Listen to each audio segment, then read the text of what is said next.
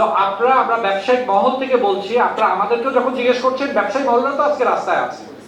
যখনই যে সরকার আসে তখনই বলে আমরা সরকারি দলের লোক, আমাদেরকে এই চাঁদা দিতে হবে, আমাদের এই অনুষ্ঠান আছে পাড়ার, এই চাঁদা দিতে হবে, আমরা স্বাধীনতা দিবস অর্জন করব, আমাদেরকে চাঁদা দিতে হবে।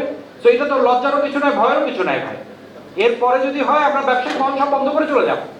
আমরা যদি একটা নবনির্বাচিত সরকার, ওরা একটা নতুন উদ্যম নিয়ে নতুন প্রতিজ্ঞার সাথে দেশে এসছে, তা আমাদেরও তো চাওয়া থাকবে যে, এবং আমাদের বিভিন্ন মন্ত্রী কিন্তু এটা কমিট করেছে যে এভাবেই হোক ব্যবসার খরচ আমরা কমানোর প্রতি কাজ করব।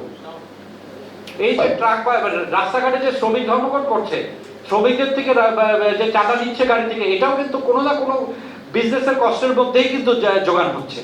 আপনাকে আরো ইনডিপতে বলি, আমরা কিন্তু বছরের পর বছর দেখি যখন সিজনে আলু পচে যায়, সবজি পচে যায়, সবজি যেটা 2 টাকা দিয়ে, মানে আমরা বাজারে এখানে 30 টাকায় কিনি, আর প্রান্তিক পর্যায়ের কিন্তু এটা 2 টাকাও বেচতে পারে না। তো এটা বলার তো আর দরকার নাই ভাই, এই 28 টাকাটা কোথায় যাচ্ছে? মধ্যস্থতা ভোগী এবং চাঁদাবাজিতেই তো এই টাকাটা চলে যাচ্ছে।